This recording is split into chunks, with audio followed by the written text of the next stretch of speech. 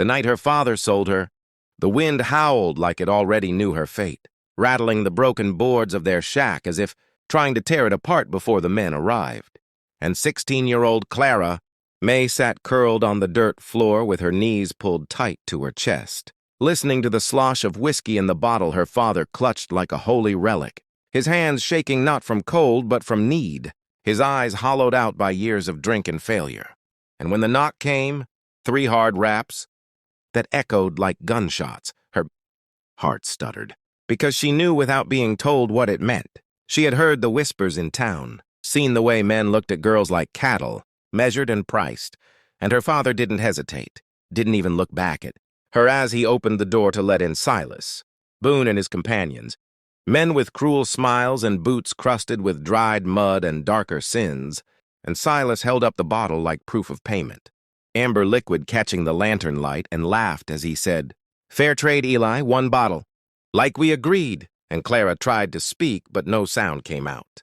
Her throat locked tight with terror as her father nodded, his face blank, as if selling his own blood was no heavier than selling a sack of grain, and Silas stepped forward, his shadow swallowing her whole, reaching for her arm, when suddenly a voice cut through the night, low, calm, and carrying a weight that made even the wind seem to pause. "I'll pay double," it said, and every head turned to see a lone cowboy standing just beyond the lantern's glow. Tall and broad-shouldered, his hat pulled low, dust clinging to his coat like the road itself had tried to claim him. His horse standing steady beside him as if trained for moments like this, and Silas sneered, asking who the hell he was, but the cowboy didn't answer right away, his eyes fixed not on the men but on Clara, seeing her fear, her shaking hands, the bruises she tried to hide, and when he finally spoke again, his voice didn't rise, didn't threaten, it simply stated fact. "I'll give you 2 bottles, or the money to buy 10. But the girl walks away with me." And Eli laughed then, a broken sound calling it a joke, saying no one paid extra for damaged goods. But the cowboy stepped closer, the lantern light revealing a scar across his jaw and eyes that had seen too much death to bluff, and he placed a small leather pouch on the table, the coins inside clinking heavy and real, and suddenly the room shifted, greed flickering in Eli's eyes brighter than any fatherly instinct ever had. And after a moment that felt like Clara's last breath, he reached for the pouch, sealing her fate with shaking fingers, and Silas protested, anger flashing. But the cowboy turned to him at last, his hand resting casually near his gun, and said, "You got paid already in pride. Take it and leave," and something in his tone warned that arguing further would cost more than whiskey. So Silas spat on the floor and stormed out, his men following, and just like that, Clara was no longer owned by the man who made her, but she didn't yet know what that meant, didn't know if freedom or another kind of hell waited outside. And when the cowboy turned to her, offering his hand, she flinched, expecting pain. But his touch was gentle, steady, and he said, "You don't owe me a thing. I just couldn't leave you here." And as they stepped into the cold night, Clara looked back once at the shack that had been her prison and wondered if saving her life would cost this stranger his own, because the world they lived in didn't forgive men who interfered.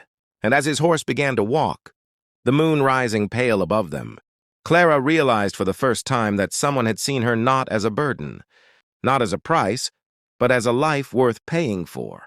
And far off in the darkness, unseen eyes watched them leave, already planning how to collect what had been stolen. The cowboy rode through the night without pushing the horse too hard, as if he knew panic would only draw the kind of trouble that already hunted them. And Clara clung to the saddle horn with numb fingers, the cold biting through her thin dress, while fear burned hotter than any fire she had ever known. Because behind them lay men who did not forgive humiliation, and ahead lay nothing but dark, plains, and a stranger whose name she didn't yet know. And when dawn finally cracked the horizon like a pale wound, the cowboy guided them into a narrow ravine where the rocks rose sharp and unforgiving, a place made for hiding or dying, and he dismounted first, offering his hand again, still gentle, still patient. And when she took it this time, she felt something unfamiliar, safety mixed with grief for all the years she had never known it.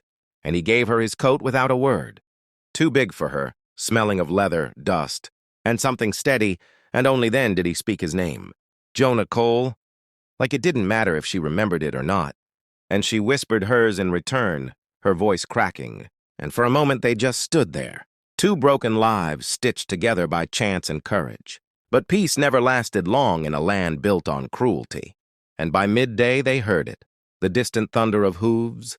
Too many to be travelers, too fast to be coincidence, and Jonah's jaw tightened as he scanned the ridge, knowing Silas Boone would never let a girl worth money walk free. And he told Clara the truth then, not softly, not kindly, but honestly, that men would die before this chase ended, and she would have to trust him even when fear told her to run. And she nodded because she had already run her whole life, and it had never saved her. And when the riders crested the hill, dust boiling around them like hell itself, Jonah moved with deadly calm, positioning Clara behind a boulder, placing a rifle in her shaking hands, teaching her in seconds what no one had, taught her in years that her life was worth defending, and the gunfire shattered the valley, echoing, sharp and final, and Jonah fought like a man with nothing left to lose. Each shot deliberate, each movement precise, but numbers have a way of turning bravery into sacrifice. And when Silas himself rode forward, screaming her name like ownership could still bind her, something inside Clara snapped, and she stood ignoring Jonah's shout, lifting the rifle with hands that no longer trembled. And she fired, not to kill, but to end the chase, the bullet striking dirt at Silas's feet, sending his horse rearing back.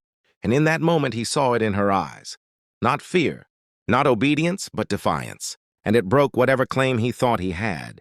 And as the riders retreated, wounded pride bleeding worse than flesh, Jonah collapsed to one knee, blood soaking his shirt where a bullet had found him. And Clara caught him before he fell, sobbing into his shoulder as she begged him not to die. And he smiled through pain, brushing her hair back like a father never had, telling her she was stronger than she knew. And days later, when they reached a small ranch tucked against the mountains, Jonah's sister took Clara in without question, bandaging wounds both seen and unseen. And seasons passed, scars faded, and Clara learned to read, to ride, to laugh without flinching. And one evening, as the sun dipped low and the world felt gentle for once, Jonah stood beside her on the porch and said he never paid double to buy her life. He paid it to remind himself that some things were still worth saving, and Clara realized then that freedom wasn't given by money or men, but by someone willing to stand between you and the darkness. And if this story moved you, if you believe courage can change a life, subscribe to the channel, because stories like Clara's remind us that even in the cruelest worlds, one brave choice can rewrite destiny.